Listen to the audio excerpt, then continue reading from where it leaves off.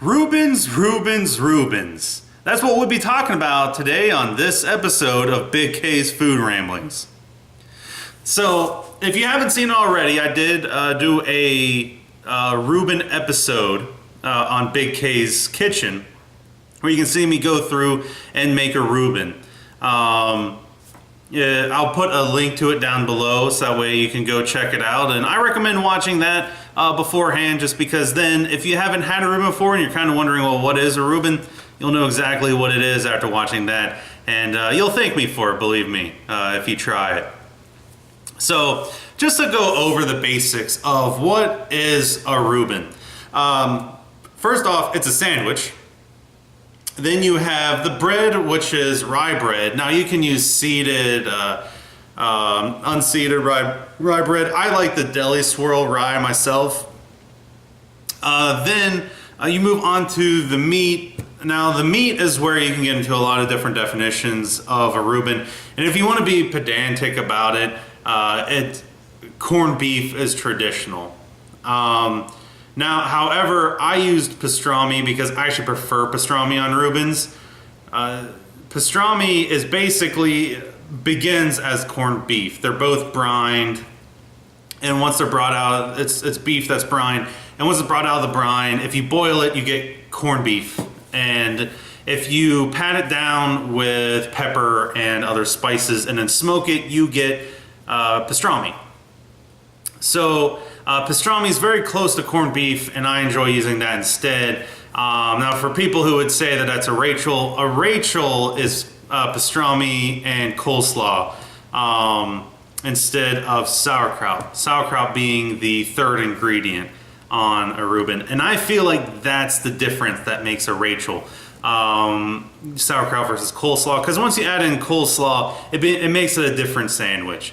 And to me, personally, I actually like both sandwiches. I think the coleslaw, especially if you chill it and then you put it on the sandwich, then you griddle it so that way it still stays kind of cool and you can eat it. It's very crisp. I do enjoy a good coleslaw on a sandwich. So you're going to get, either one is a good sandwich. Now, also on a Rachel, you'll see it almost most often with turkey, actually. Pastrami is kind of a traditional thing on a Rachel, but most people just put turkey on it. Turkey and coleslaw griddled, it's really good, but it's its own sandwich. So between the corned beef, pastrami, I would say you could use either, and you'll get along just fine on a Reuben. Of course, then I talked about sauerkraut. Now, you do want to use a traditional style sauerkraut so it has a nice pungent kick to it. Bavarian style sauerkraut is a little bit more mild on the brine and touch sweet. Usually you have caraway seeds in there too. Now that is good in other applications. It's actually very good adding in maybe heating up with little apples and putting it with pork chops. It has its own application, but a Reuben, you're going to want to go with the straight pungent style sauerkraut. Swiss cheese, really honestly, Swiss cheese is the best cheese to put on a Reuben because it has its own sharp flavor that can stand with sauerkraut and the corned beef, both very assertive flavors. And it can stand on its own in that sandwich. And then you're going to get to the dressing. If you watch the cooking video, I talk about why I like to dip into the dressing and not put it on. I feel like if you put it on, it creates this slick layer.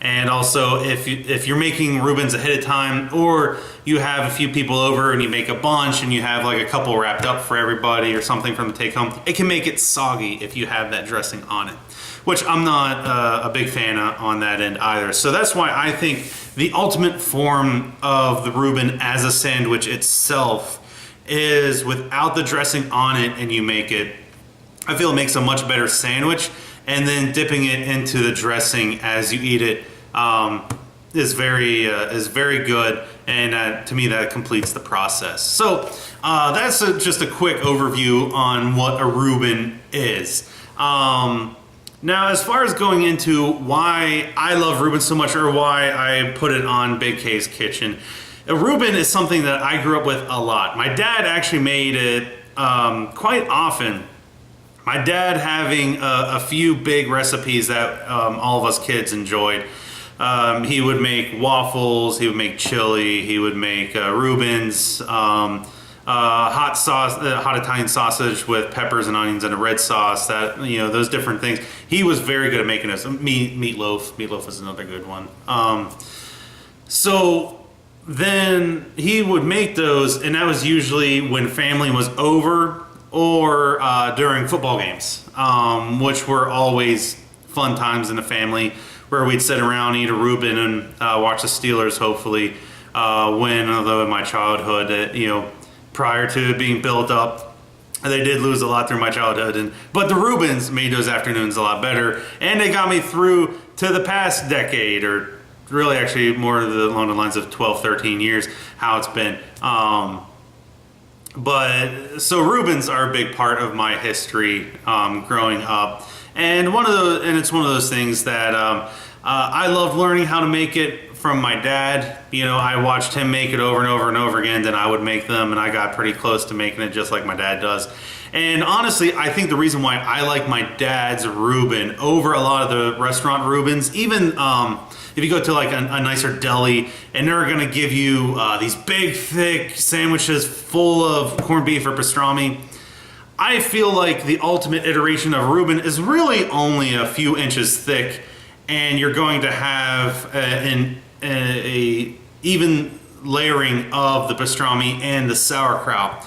I feel like whenever they have the same size layer, it makes a good Reuben.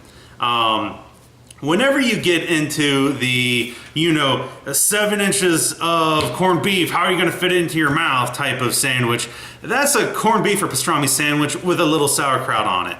You're getting out of Reuben territory because they're celebrating the meat, which isn't a bad thing. They make delicious, delicious sandwiches. But if I was to call it a Reuben, I actually prefer my dad's style. That's a little bit lighter on the meat, so that way you have a good amount of sauerkraut to the meat ratio going on. So that's a lot more about the history of why I enjoy Reubens. In fact, I do have actually a picture. I'll probably put it up right here. My dad made Reubens for a ton of family, and the Reuben apocalypse that was going on was just crazy. The amount of sandwiches he made.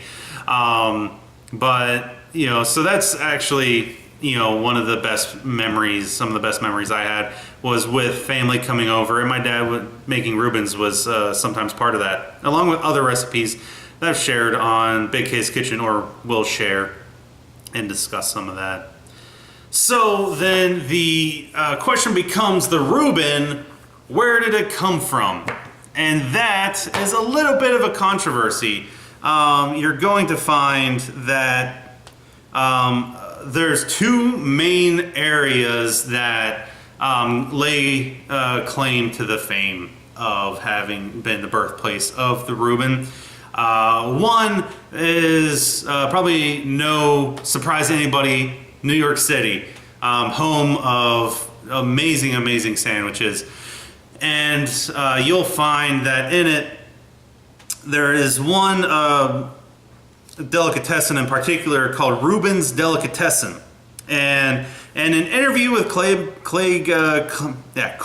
Claiborne, it discusses how Arnold Reuben invented the Reuben Special around 1914. Although the early references in print to the sandwiches are New York based, granted, that's just more of a correlation, not causation thing, especially because it's in the 1926 issue of Theater magazine, and those references to a Reuben Special don't seem to actually be actually pointing to Arnold Reuben and his menu. It seems like it could easily be pointing to something else. And then just even inside the Arnold Reuben story, you have a lot of different sub-stories about what actually happened.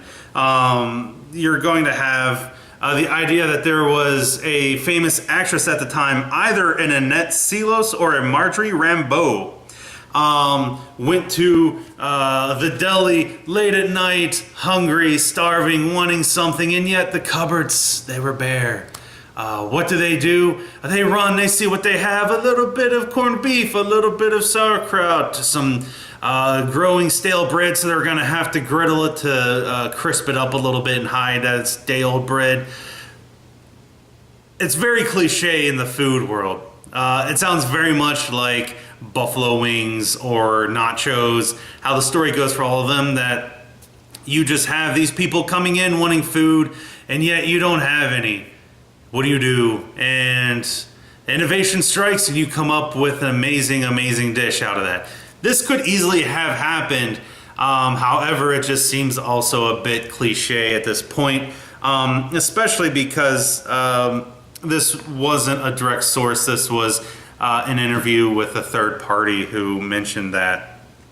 There are some sources that give credit to Alfred Schuling, chef at Reubens Delicatessen, and say he created it for Reuben's son, Arnold Jr. in the 1930s. That's one of the other stories in the Reubens Delicatessen side of the thing. However, there is another place that lays claim to that, to being the birthplace, and that is the Blackstone Hotel, where a Mr. Reuben Kulikovsky was playing poker with his group of friends known as the Committee, and they were all friends with the owner, a Charles Schimmel. Now, some of the stories say that the Reuben himself just asked for the ingredients to be brought out to him, and he created it himself. However, in an interview with one of the descendants of Charles Schimmel, they brought up a very good point in that the Reuben was always a pressed or griddled sandwich, and Reuben would not have access to that out in the dining room while playing cards. So it is likely from either Charles or from someone on the staff who made this sandwich that night, if you're going to go with this.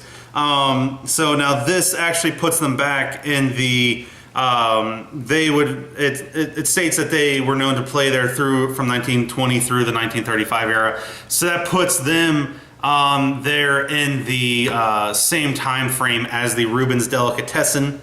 Now, as far as the which one seems to have the sway, of course, the idea that all these delicatessens in New York, somebody had to come up with it. However, the descendant of Charles Schimmel actually had a very good article in Savor magazine.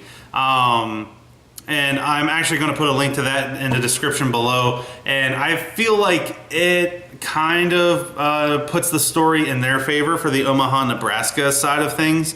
And it certainly seems like they have a little bit more to back it up on their side, other than having people in an interview say that, you know, they remember seeing someone doing it. We have at least back in the early 30s, late 20s, I believe they found a menu that had it mentioned for the Blackstone. So that's one of those things that I personally believe the Blackstone Hotel story in Omaha, Nebraska, but again, it's one of those things where nobody can say exactly for sure. And granted, meat and sauerkraut griddled on rye bread, the meat and sauerkraut and bread, they were all kind of closely linked to each other there within German and Jewish and all those communities, that it wouldn't surprise me if both people had come up with a sandwich independently of each other. It seems like it's a very good combination. It's not like it's a specifically hard one to come up with. It's only a few components. I believe that it could actually be both, except who did it first, that's the question. And I personally think the Blackstone Hotel in Omaha has it, but again, it's all conjecture. We don't have any hard and fast resources historical resources to say affirmatively when one or the other came out with the sandwich.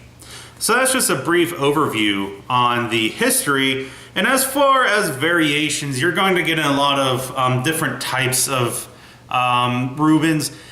The one that I spoke about earlier, a Rachel, to me, it's not really a Reuben. It's close to it, but it's a turkey or pastrami. I usually think, when I think of a Rachel, I usually think more of turkey. So turkey and coleslaw on the sandwich instead of the corned beef pastrami and sauerkraut. I feel like that makes a completely different sandwich. So it's calling it a variation on the Reuben. I don't think that's quite accurate. I think it's a completely different sandwich, but it's still delicious. I mean, it's a very nice combination, just not a Reuben. Now you're going to get into a lot of places that will put different things for the meat.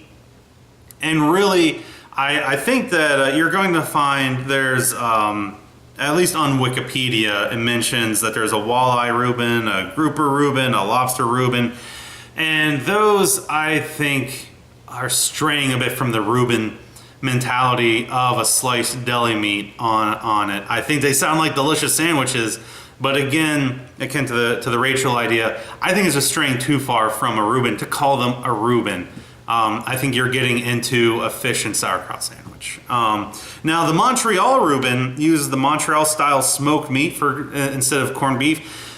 It actually sounds delicious to me, and I think that fits in perfectly with the Reuben. I would say that's a very good idea of a variation because it's a local-style sliced meat they put in instead of the corned beef or pastrami.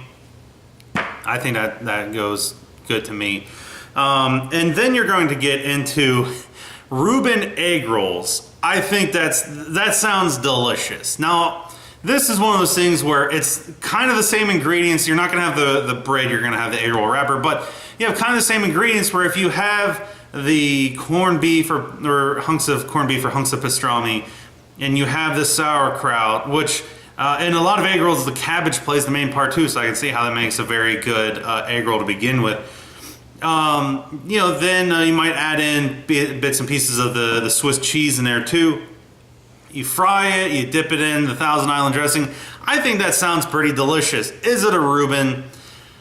That's where it gets kind of tricky for me because now this is of a very pedantic standpoint. This isn't like, if you call it a Reuben, it's not gonna, start a world war or anything like that. But I feel like you're getting into a completely different dish again because the method of making is different. The application is completely different.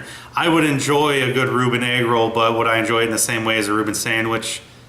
Not really. However, then again, I can see the other side where it's like, what are you supposed to call it?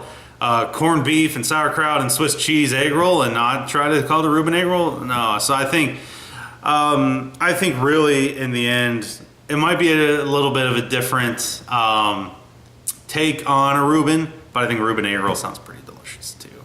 So that's something that I might actually enjoy trying to make at some point. Anyway, so that's going back into a little bit of the history of a Reuben, variations on a Reuben, what Reubens mean for me, and so that concludes this episode of Big K's Food Ramblings. I hope you enjoyed it. If you did, let me know on any of my social medias. I'll be putting them in the link below. Or comment on the video and let me know what you think. Do you enjoy the more what I call the rambling nature of this, where I'm more loose with how I'm explaining things, or do you like the idea of being more concise, condensing it, making a Big K's Food History Minute? And boom, I hit you with the facts and leave you like some sort of food history ninja. I don't know. You let me know what you want, what you think, and I will be glad to respond. And another thing, if you enjoyed watching a Reuben, if you love Reubens and you want to share a picture of you enjoying a Reuben, go ahead, send it to me. I love seeing other people enjoying the food that I enjoy. If you're somebody who, this is your first time ever hearing a Reuben, or you've seen them around but you never thought to try it and you choose to decide it, let me know. That would be so great to know that I influenced you into trying it for once. Or if you're one of those people that's up in New York and you're getting that Cat's Deli Reuben that I was talking about earlier that has this piled high, and you're like, hey Kyle, I'm having your pastrami sandwich with sauerkraut. I want to call it Reuben. Just shoot that over to me because that sounds delicious too. So anyway, please, hit me up on any of my social media. Let me know what you think. And I hope that you enjoyed yourself. You'll continue watching my videos. Maybe go back in my history, see what else I have in store for you. And I promise I'm going to keep coming out with food videos. I'm going to try and do this style show as well. This is the first time I've done this Big Case Food Ramblings. I'm going to try and keep these coming out so I can talk a little bit about the food history, a little bit of my connection with it. That way when I'm doing the Big Case Kitchen side of things, it's a much more concise cooking show as well. So anyway, thank you very much for watching, and I hope you continue to.